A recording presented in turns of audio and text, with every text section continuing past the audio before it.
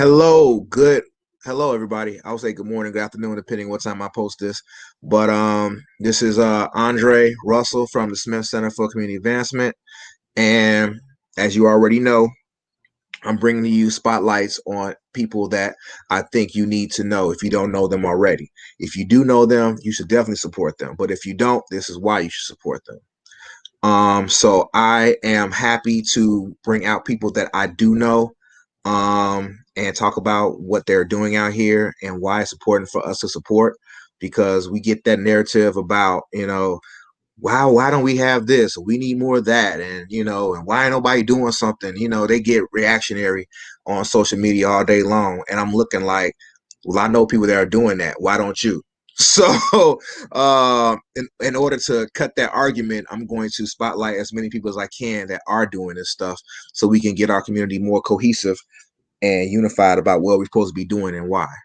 So, without further hesitation, I'm going to introduce this young lady who I've known you for a long time. I don't want to say 10 years yet, but it's definitely been a minute.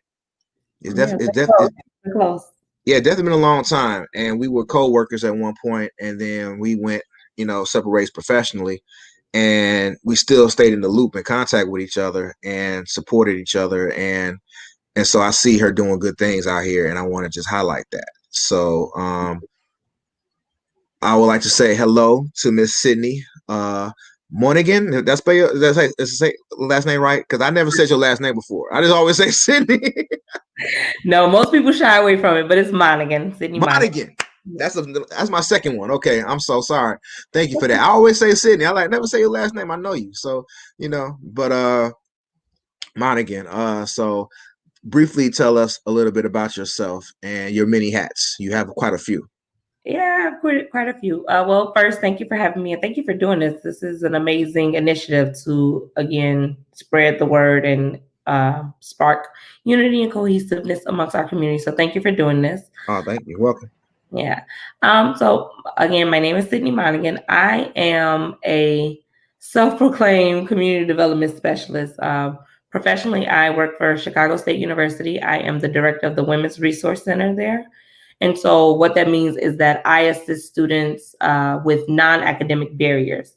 And for all of us who have gone to college and have tried to make it through college, we know that there's a fight outside the classroom. So it's very hard to focus on graduating and getting your degree when you are concerned about being homeless, or you're concerned about food, or you're concerned about the lights getting cut off. So at Chicago State, that is what I help address. I help address non-academic barriers, helping connect students to resources, helping them navigate through some things that they didn't see coming, kind of like some life coaching on the side. So that's what I'm doing at Chicago State. Um, Awesome. yeah. Aside from that, I am the program coordinator for Building Strong Millennials, which is a nonprofit organization that focuses on community development through wealth education, civic engagement, and financial literacy.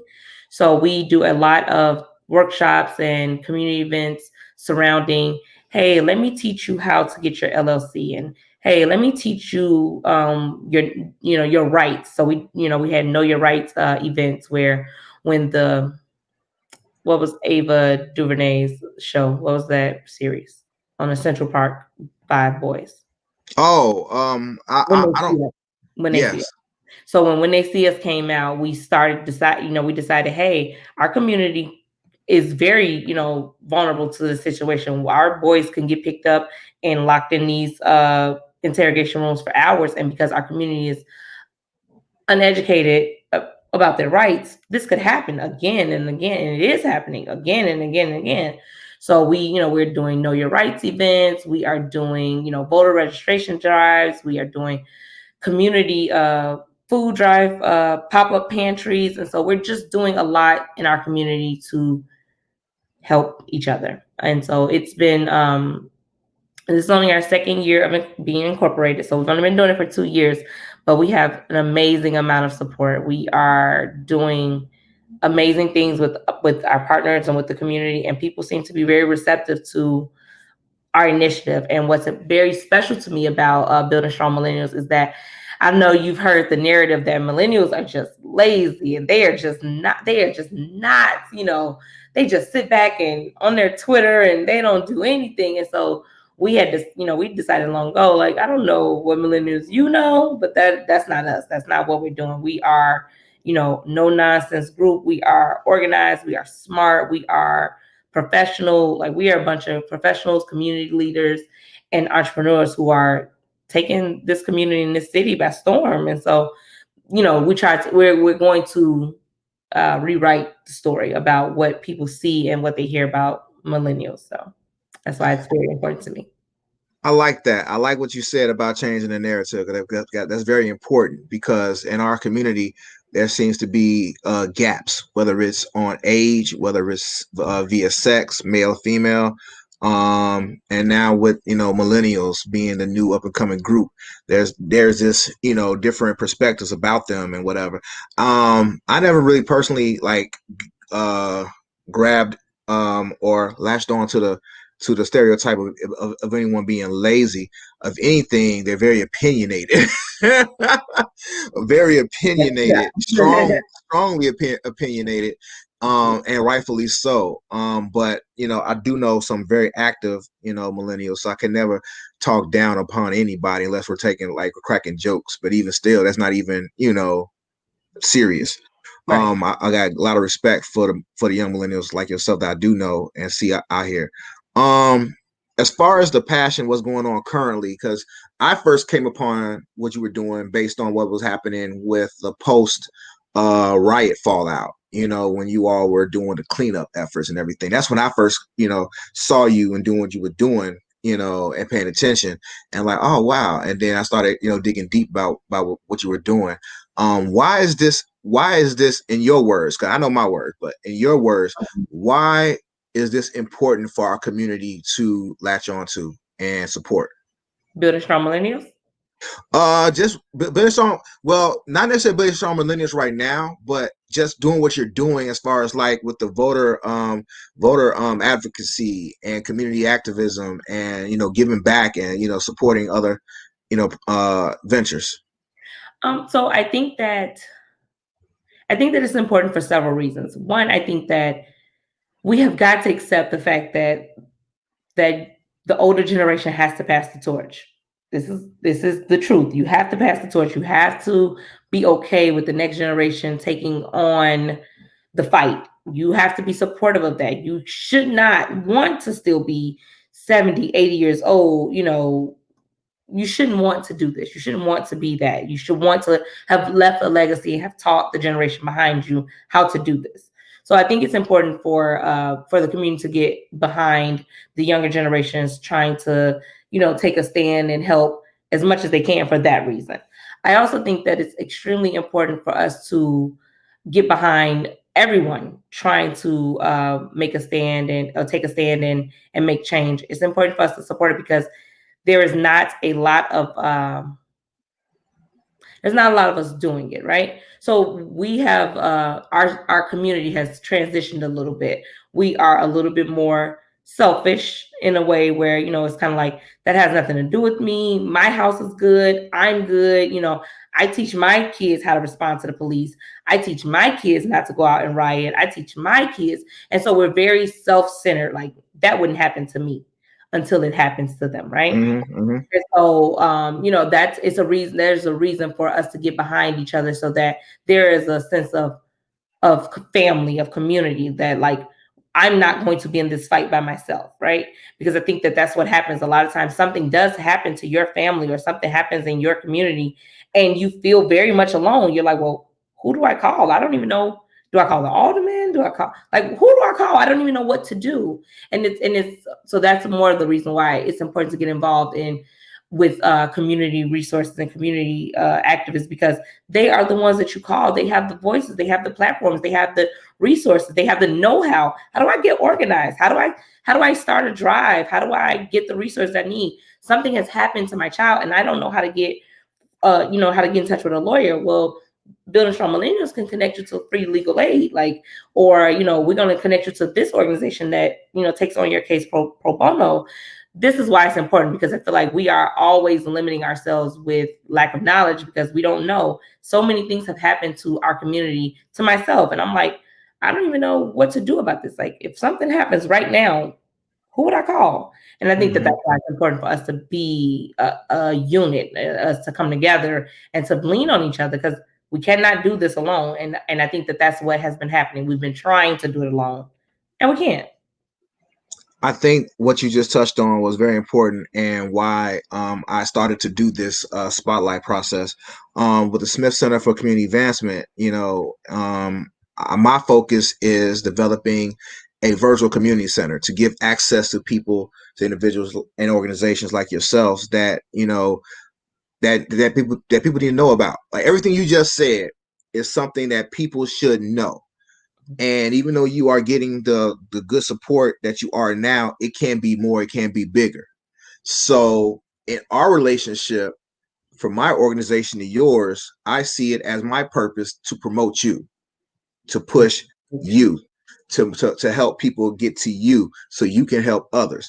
So that's what, that's the purpose of doing things like this, and to have my organization kind of branding to be that virtual community center, saying, okay, if somebody's looking for that support, I know, Sydney, I know Building Strong Millennials, I know these people, I know other organizations, I know these people, and for us to all communicate with each other in that capacity. So when you do have something and I see it, you should share it, and then I'll share it through our networks, and then kind of build from there. That's the kind of relationship I want us to have, and that's what we need in the community. It's not about competing for attention. It's not about competing for publicity, for that matter.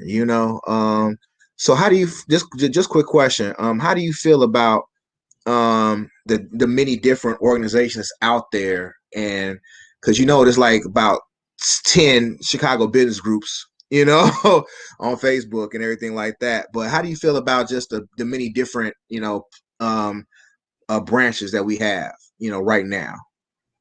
So when you say the 10 business groups, you're speaking of like social media platforms? Well, so yeah, social media platforms, because they're not brick and mortar, so they're like social media platforms and other places. But this organization, they're all doing similar things, but they never really unified. And you Yeah. are in a group, so you kind of see, Mm-hmm. what's going on right now, or at least I see it to a point to where there's so many different groups, and you're out there advertising for what you want going on, and you going into these different groups. But why isn't there like one group where we all can kind of put in together and get out of it together? Why do we have to go to this group, to this group, to this group, and it'd be the same people? So we're like really going into redundancy. No, I understand that, and I think that with doing this work, it has become more apparent to me. So in the beginning, I was like, well, I don't want to reinvent the wheel. There's like 7,000, non-for-profits in Chicago. I mean, in Illinois. I don't want to reinvent the wheel. I don't want to, I don't need a pantry, a food pantry on, every corner. If there's one down the street, I don't need to have one too. But the reality is that everyone has a different agenda, right? So, and everyone, we don't want to have too many, chiefs and not enough Indians, but that's usually what happens. Everyone wants to, direct this and own this and do it the way they see that it should be most beneficial, right? Right. So the events that BSM has been participating in as of late, I've been very instrumental in saying, no, there's no reason that 400 people are out here to get diapers from us and we're not registering them to vote, or we're not, getting them to sign up for the census. Like, we're hustling backwards. This makes no sense to me, right? But imagine I'm partnering with, your organization, and your focus is gun violence. You don't want anything to do with, registering to vote, because that feels too political. And I'm saying, wait a minute, there's an opportunity here. If you want gun violence to change, get them to vote. We got to vote the right people in to get gun violence to change. But your agenda is not political. You don't want to have anything to do with the political process. And so that's a small example, but that's how it usually happens. That's usually why, unifying the different organizations doesn't really work. When we first started Building Strong Millennials, there was a strong conversation about not calling it Building Strong Millennials, calling it like the Building Strong movement. And I was like, why? And they were like, no, because we don't want people to feel alienated, and we don't want them to think that, like, if they're Gen X, that they can't participate. And I'm just like, no, like, this is the reason we're here. Like, so there was two examples. Either you are forced to join their agenda and and not have your, and not push your own through, not push your own agenda through for the sake of unifying, or you find yourself like bending and to fit in a box so that you don't offend everyone else, right? So if I come to you and I say I want to, have a voting registration aspect to this event, and you say, no, that's not what I want to do, then what choice do I have left but to do my own event? Because I know that voter registration is important. That's usually how it happens. Like, I'm not trying to diminish what you're doing. Our focus is just different. Kind of like the whole Black Lives Matter thing, right? Everybody is up in smokes about, like, why isn't Black Lives Matter speaking up for the little babies that were shot on, in Chicago? And I'm like, Black Lives Matter is for police brutality. Right. You cannot make those people change their agenda because that is not their focus. And while I understand, we're like, no, we need to be out there fighting for the babies too. I agree. We need to fight for them. It's not on them. Matter has their agenda. Their agenda is police brutality. I don't understand why people are not understanding. But essentially, that is essentially why all of these different organizations can't unify. Everyone has their own agenda. Everyone has their own, focus. Like, when I love building strong millennials, I really do. I love what we're doing. But when Sydnie does her own little, side project, it will be for women, because I am very, very passionate about violence against women who are, discriminated against, women who are in need of empowerment.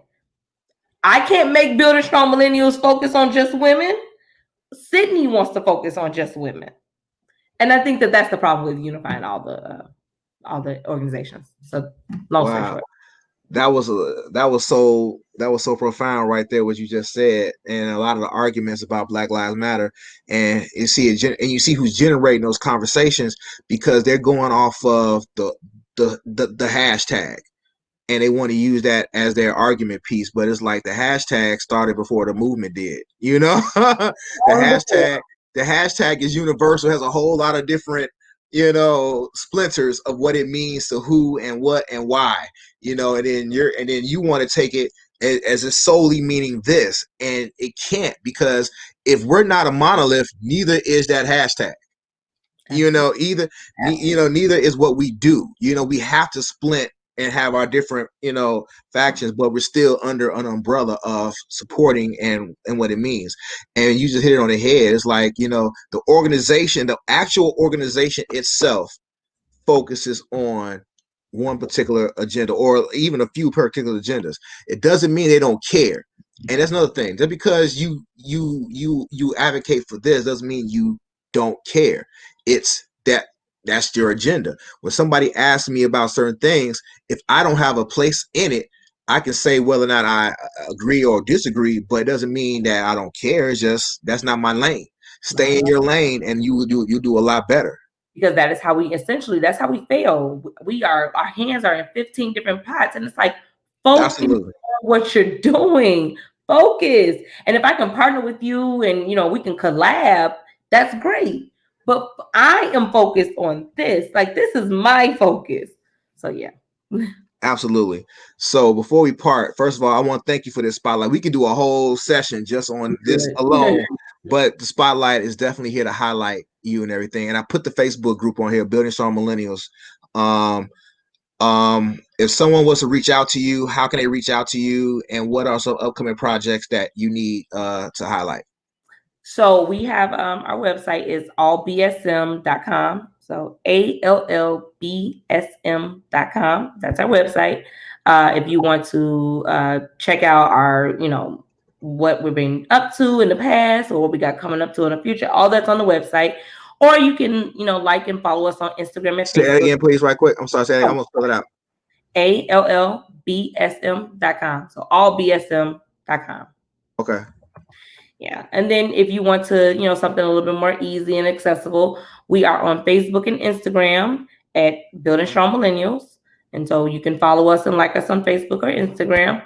Our next project, though, we are working on, it's going to be another voter registration drive, but it's going to have like a kind of like a field day component to it. So we have the Illinois Secretary of State. They're going to come out. They're going to do IDs. They're going to, renew licenses, because we know that people can't register to vote without an up-to-date ID. A lot of us don't have up-to-date IDs.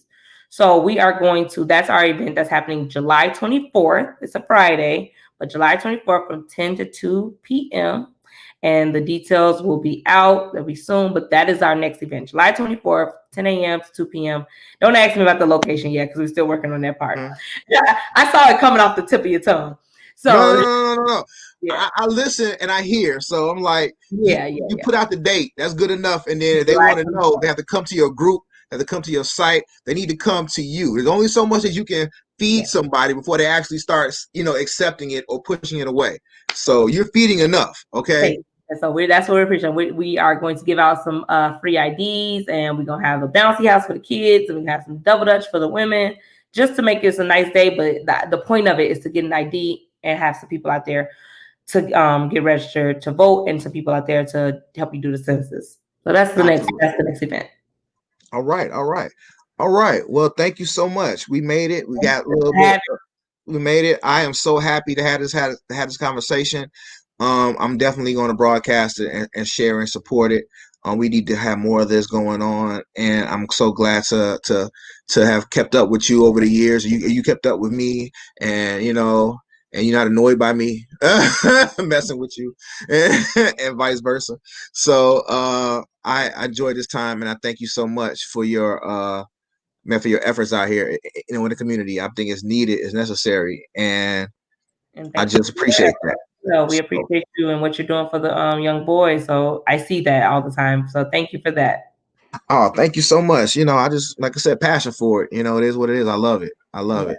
So I'm going to close out. Don't disappear yet. I'm going to close out on here on the broadcast, and then we'll see you later. So once again, Building Strong Millennials on Facebook. The website is listed right here. This is Sydnie G. This is definitely something that the Smith Center for Community Advancement definitely supports in any way possible. So once again, you can support by physical presence, by sharing, by advocating, by donation, support, all that good stuff. So all you gotta do is ask, and you can find her on Facebook, but don't harass her in her inbox, because then I gotta be mad at you. So don't do that. Once again, thank you so much for your time, and for everybody else, have a good day, and I'll talk to you later with the next Smith Center Spotlight. I gotta say that 3 times fast. I probably kill myself. All right.